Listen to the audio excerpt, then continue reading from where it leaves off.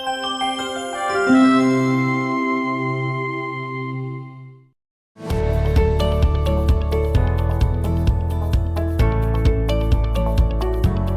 everyone, welcome to Your Health Partner, brought to you by Lehigh Valley Hospital Hazleton, bringing you the latest information in healthcare. And boy, you can see what's happening now at Lehigh Valley. It just gets better and better. Now today, we're going to talk about the quality care that Lehigh Valley Home Care has to offer for you. Now there's a lot of interesting things, my friend, as you know. Keep in mind that all of our health shows are on our website. There's so many interesting shows we've done. It's ssptv.com. Just go there, hit shows, and you'll see them all. Now, let me welcome our guests, Marisel Mieses and Ralph Richard and Erica Stash, right? So first of all, tell me how you started in this field, because I always think people should have a passion for what they do. If they don't have a passion for what they do, then they're just doing it, okay? But tell me how you started. I agree. I've been a nurse for over 30 years, and probably about 10 years ago, I received a call. The manager was interested in me joining the home care team. And when I came from day one, I fell in love with home care. And one of the reasons that I love it so much is because every clinician that goes in the home has a one-to-one encounter with the patient in their home, in their reality, in their environment. And we're able to provide great care to patients right at their own home.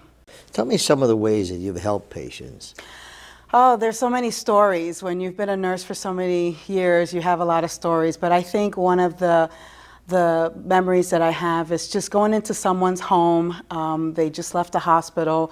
They're overwhelmed. There's a lot of information, a lot of things that happen in the hospital. And, the home care team goes in there.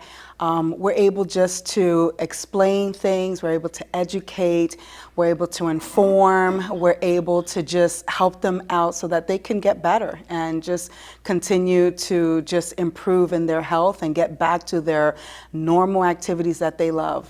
So it's interesting because, the length of stay that you're in hospitals today, okay, they keep you in as short an amount of time as possible. And so therefore, when you do go home, how do you know what patients then, that you have to go and do home care, or do they have to call you and say, we request home care? So, home care are for patients that no longer really need to be in the hospital. Like you said, the length of stay are shorter, and they're transitioning into their home, but they still need, some care. So there has to be some kind of skill need. So we have patients, newly diagnosed with some disease, new medications. They need safety, they need mobility, they need wound care, they need IVs. And just education, there's just so many reasons that you could really benefit from home care. So when you're going out to do home care for a particular person, you're prepared as to what the needs are for that person, correct? Yes. So from the hospital, or even from a hospital, from a doctor's office, we receive a referral from that provider. Saying that they need care. And so they will give us the information that the patient, would need. Let's say, for example, an assessment. They need IV medication. They need, medication education, or maybe it's wound care. So the doctor really gives us the orders of what he wants us to continue to care for the patient. Okay. Does the patient have to ask the doctor for that home care, or will the doctor automatically say, you need home care, I'm going to give you a prescription for that? So I believe when the patients are having that discussion as they're preparing either to discharge from the hospital, or they're in their doctor's office and the doctor's having a conversation with them, that is a conversation that they will have along with their doctor and make a decision. I believe that the doctor will suggest, that they can benefit from the home care. How does one person know, who is a patient, know that they would like to have the home care? Because you tailor make that care to what that particular person was in a hospital for. So there's case managers that are in the hospital, and that's a discussion that they should have with the case manager. I believe that every patient should ask for it. And then from there, just go through the process. They will then speak to the doctor, and they would be a nice conversation with the doctor, the case manager, the patient, even the family. And then they can make, a decision if home care is needed. I think that's the most important thing is sometimes I don't think the patients may be aware that there is this home health care that they so desperately would need. Am I correct in saying that? Yes. All right. So when, you're sending someone to that particular home, all right, you're prepared as to what would be, you determine how long you're going to go there to help with the patient? So it depends on what their skilled is, and our clinicians, either the nurses or the therapists, will go in there on the first day. The first day is the longest visit, only because we are reviewing the entire chart, we're going over medications, we're going over history, and what they do is along the patient, the family, the caregivers, and the clinician that is going in there are making a plan of care, and together they will decide if the patient needs 4 weeks, 8 weeks, and then we just go from there. I think that's critical, because what happens is you're there and you have the family, you're giving them advice, because there's different things as to what the family, correct me if I'm wrong. No, yes. It's different things the family could do when the healthcare person is not there. Am I correct in saying yes, that? Right. Yes. I think that's so important to follow through with that, right? Yes. Right. So tell me some of the situations where a patient, would it be appendix, gallbladder, what kind of surgeries would you need health care for? So I would need 20 nurses because I'm the biggest baby walking the face of the earth. It just depends, because home care is individualized. So one patient who had, let's say, their appendix out may be able to go home and really doesn't need any follow-up. Then you have another patient who has an appendix. Maybe there might be some other comorbidities, different things that happen, and then they're the ones that need it. So I always say, you're in the hospital, have these discussions with your physician, with your care team in the hospital, and just see what you need moving forward. But it could be from a surgery, it could be even from newly diagnoses, or just sometimes even, a little decline in health, and, patients might just need just a little couple weeks of just having a nurse and a therapist just go into the home. I would think, Marisel, that if you're in the hospital, particularly because sometimes they try to do as much as they can and then release you and then follow up. But if you're in the hospital, I think that would be very important for that patient to say, look, when I leave, I really should have some home care, at least to see where I'm at. And I don't know if that many patients, I know they have case workers, and that's important, because the case workers say, look, we're going to ask for a prescription, and I think that's very important. Wouldn't you think so? Yes, I agree. I like I said, I think it's very important for patients that are in the hospital to just speak up and know that they have that right to request if they qualify for home care. Okay, they have to qualify. Yes. Now, what are the qualifications? So needing a skill, like I said, either needing, medication education, needing an assessment, meaning monitoring, wound care, IVs. There's a whole list of... Stroke victims? Yeah, stroke, heart attack, patients with problems with, lung problems, new oxygen. There's just a whole list of diagnoses that they probably can qualify for home care, and have that discussion with their doctor, with their care team in the hospital. And, we go in there and, it could be just even for a few weeks. It could be longer, whatever the need is. Okay, so let me ask you the important question. Yes. Okay, they're all important. Yes. But when you're looking at quality of care, okay, and of course when you're in hospital, you're trying to recover and you're nervous and all the things that go with it. Who are the people and what are the qualifications of those people, those caregivers who are going to take care of these patients? And how do we trust Lehigh Valley Home Care, to send us the people that are qualified? So I'm, for Lehigh Valley Home Care, I've been working for this great network for many years.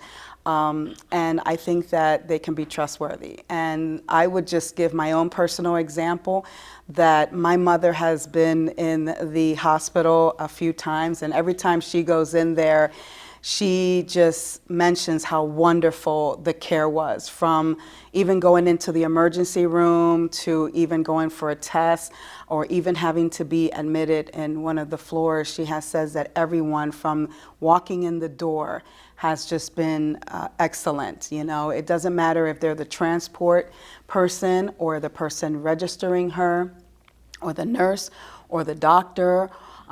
They have just been very great. So I think that Lehigh Valley has a great team, and I think that you can trust them. Okay, so someone's at home now, okay, and they're sick.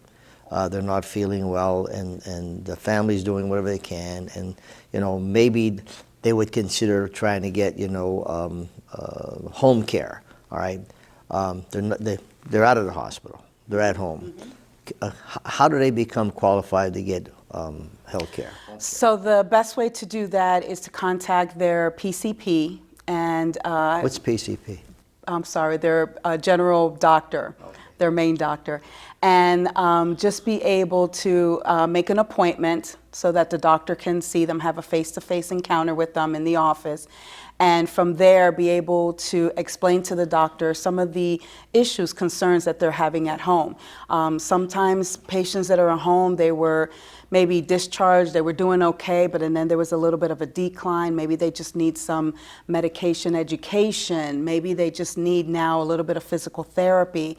Sometimes you leave the hospital and you're so anxious to get home, you just want to get home, and then a week later you realize, I might need some help. It's not too late to order the home care. I think that is absolutely critical, because sometimes when you do go there, you find out, well, they're taking this and taking that and saying, well, really, you shouldn't be doing this and you should do this.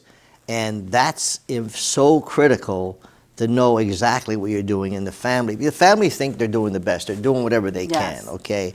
Or the caregiver, all right? But that's where you come in with your professional people and say, look, this is how we do that. There's a question here. It says LVHN Home Care is the only hospital-based home health service in Greater Hazelton. Now, why does that matter? So that's very important, because that means that every clinician, every provider has access to the records of the patients right at the tip of their hands. Okay. They all have a laptop, and so if you are in the doctor's office, the doctor just has to go into the computer system and be able to see results from maybe an emergency room visit. Or when we go in, we're able then to go into and see the test results.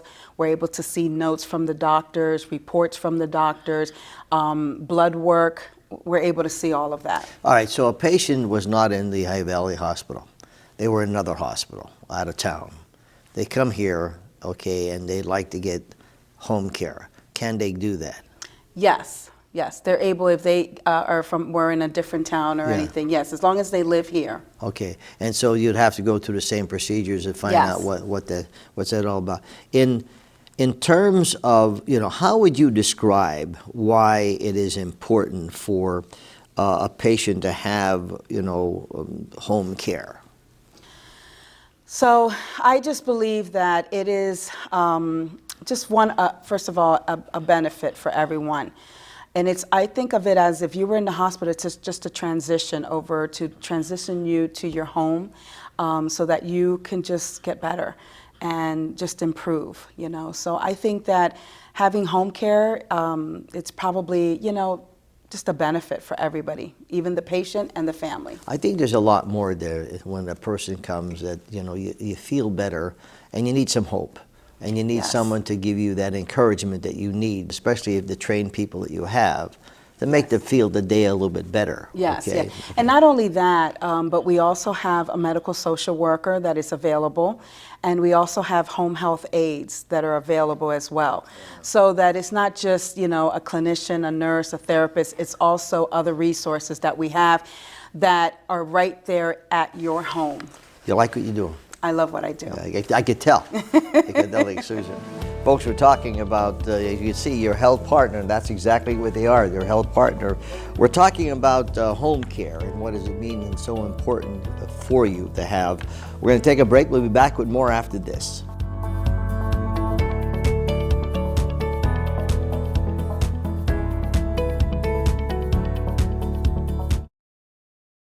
Welcome back to Your Health Partner, brought to you by Lehigh Valley Hospital Hazleton. I'm Sam Lassant, bringing you some very important health information. Today we're talking about home care. You heard from Marisel Mieses, who is the manager of patient care services, and if you just tuned in, you can watch this on ssptv.com, and of course you know this show is playing many times.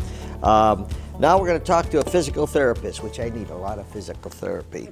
Ralph Richard, well, thanks for coming on the show. You've been around a long time, haven't you, Ralph? Yes, like Marisel, this is, I'm in my 30th year as well. Wow, isn't that something? And then it never gets dull, does it? Never. There's always something new that's exciting. Every patient is different, every home is different. What is a physical therapist? Physical therapist is a healthcare professional that focuses on restoring someone's function. So whether you're an athlete and you need to be put back on a football field, or you're just a stay-at-home, grandma who wants to enjoy her retired years, our job is to restore prior level of function when we are brought into the case. How do you do that?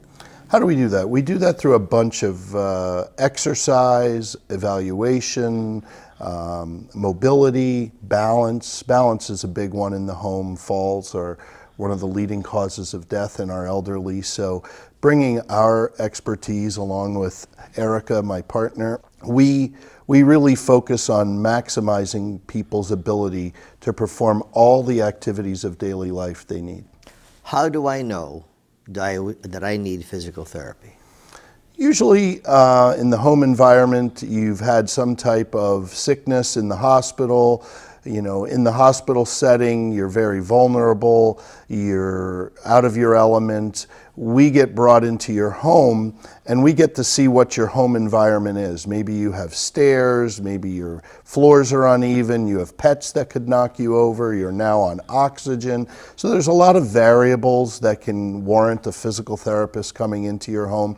And our job is to help you juggle through that process. And then when we're all done, our hope is you go back to being, the Sam Lassant, if you were the patient you were prior to going to the hospital. Okay, so I would think there's so many people out there that need physical therapy, okay?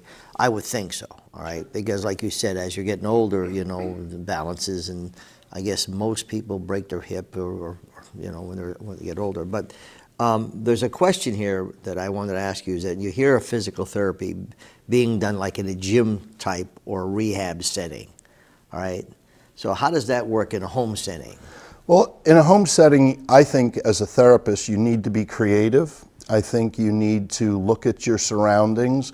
I have taught thousands of patients over the last 3 decades that their sink and their kitchen counter is one of the best pieces of exercise equipment they ever purchased.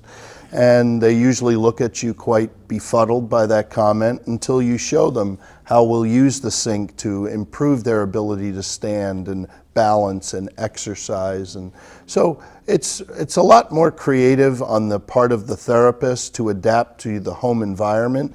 But when you love what you do, it's not very hard. You sound like my wife, who is an RN, and also she has the girls show. And she said the best physical exercise is to clean the house. Run the sweeper, go up the steps, go down, etc. And believe me, you get a good workout by doing that, okay? The thing is that as we get older, we get lazy, and we don't want to do those things, okay? What are some of the things that you could do, okay? I mean, I know weight is always a concern, because sometimes people just like to sit, and that's what happens, all right? How do we keep active and try to get, on the right path? Sure. I think the key that I try to impress on every patient is, in order to age gracefully and stay, the person you wanted to be in your retired years, the key to life is movement. And if you stop moving, not to be cliche, because I'm not a fan of a lot of those typically associated with physical therapy, such as no pain, no gain. I'm not a fan of that one. But if you don't use it, you will lose it. And I do think we go into a home and teach people that just because you have a recliner doesn't mean you should sit in it 12 hours straight a day. Maybe you should get up and take a walk somewhere in your home once every 1 to 2 hours. Maybe you should, get out into your backyard and hear the birds and see the fresh air and feel it. And, we don't just work on the physical well-being of a patient. We work on their, social and psychosomatic. You're more than just walking and transferring and exercising. You want them to feel good about their home environment. Yeah, you're so right. I have a hint for you. Get a dog, and that'll keep you going. Sure. Erica Stash, you're an occupational therapist. Okay, so what's the difference between you and Ralphie, buddy? Okay. So Ralph spoke to what physical therapy is. Occupational therapy focuses on your daily occupations. So anything that you do to occupy your time. So your daily living skills, your bathing, dressing, your ability to make a meal, to manage your medications, to write a check out in your checkbook. Those daily living skills is what occupational therapy focuses on. Okay, so you have to do assessments as well. Yes. Okay, so when do I need you? Maybe you live alone, and prior to your hospital stay or your doctor's visit, when you were speaking with your clinician about getting home care services, an occupational therapist would be warranted if you were having difficulty, let's say, accessing your tub or your shower, or you need some modifications in your home, some tips and tricks on how to navigate to your bathroom, how to prepare your meal now that you're wheelchair bound versus being able to stand at the stove. That's when you would need an occupational therapist. So how do you perform occupational therapy? So when I go into the home, we do our assessments, and then we develop Give our me an plan of example care. of what you would do. So I would take them into their bathroom, and I would assess their ability to get in and out of their tub or their shower. Maybe they're having difficulty and they need a piece of adaptive equipment. So let's say a tub seat or a shower chair. Recommendations on where to install a grab bar for safety. And then I would assess their kitchen and their home environment to make sure they could safely navigate those areas of their home. So here again, how do I know if I need you? An occupational therapist. I know when I need Ralph. Okay, but when do I need you? Let's say you're a patient who just recently had a stroke and you can't use your left side and you're left hand dominant, and you need some tips and tricks on how to adapt your activities of daily living. That's when an occupational therapy would be warranted. How long have you been doing it? I've been an occupational therapist for 21 years now. Give me a classic example of some of the patients you've had without certainly naming names. Sure. Most recently, I had a patient who unfortunately had lost the use of her legs. And through what, stroke or? Yeah, neurological deficit. Who her only goal really was to be able to get in and out of her shower independently because she lives alone. So I was able to go in there and actually teach her and educate her, get her the adaptive equipment that she needs from her wheelchair over to the shower in order to do that herself. Okay, so Marisel, the difference is she could be doing one thing in occupational therapy, but you could have another person doing other things, that require. So how do you know when there's a marriage between two of them there? So, home care, we're a team. Yes, that's what I'm saying. I mean, we're definitely a team between the nurses, the physical therapist, the occupational therapist. We also have speech therapy that can also come in if that's warranted. We have a home health aide, we have a social worker. So if the nurse is the first one to arrive at the home to do the start of care, she does an assessment, and she will be able to identify needs. So she'll be able, or he will be able to identify if physical therapy, if it's occupational, if maybe they do need the speech therapist, and if they need a social worker. Also, if that will come as part of the referral. Many times the doctor will mention all of the disciplines that will be needed. And okay, now are you told by a doctor to go to Sam Lassant's home, or does Sam Lassant call and say, I may need occupational therapy? We get the referral from the clinician. From the clinician, okay. And that's when you are involved? Yes. So if I'm at home and I need you, okay, and I think I need occupational therapy, I cannot call you direct and say, you need to go through provider. And Yes. that remains with the providers. And we're talking only doctors here, but who else could be the providers? Yeah, well, when I say providers, or even when I mention your PCP, I mean your medical doctor, it could be your nurse practitioner, or it could be a physician assistant. So they would be the ones putting in the referral for us with all the information that is needed. But even if they didn't request a therapist, maybe they just want it really quick for the nurse to go in, when that nurse goes in, they will be able to identify the needs. And if they, see that the patient can benefit from physical therapy or occupational therapy, or it might be a speech therapist, or maybe just need some help with bathing for a few weeks, then that nurse will then request that from the doctor. All right, so I'm watching the show. I'm not in a hospital. I'm not feeling well. I think I need something, but I don't know what I need. Okay, so the point is, can I call your office and say, Yes. look, I watch the show. I don't know whether I need this or this, and you could give me directions, okay, as to whether I need Ralph or Erica, etc. Definitely. Okay, and that's because here again, I'm not coming out of the hospital, but I'm just not feeling up to it, and I just don't want to go to. So you'll give them information. Definitely. We've had many patients that will call us. Sometimes they've even had us in the past, and something maybe has happened. Maybe they had a fall. They didn't even call their doctor, and they'll call our office, and then I will sometimes direct them to call their doctor or their nurse practitioner or Yes. their physician assistant. And sometimes I'll even make that phone call for them if they give me that permission, and just say, listen, the patient is requesting, can you put an order through? I think, and that's why I think it's so important that you're hospital-based. Yes. I think that is a key thing. Anything in closing you'd like to say, Erica? We have a wealth of knowledge and experience, all of us. We've worked as a team, most of us, for over 10 years, and we are hospital-based, so I think that's the great advantage of the agency. Grandpa, what do you think? I would just say that after 13 years of being up here in the Hazleton area with Lehigh Valley, that the team I am blessed to work with is one of the finest in my 30-year career.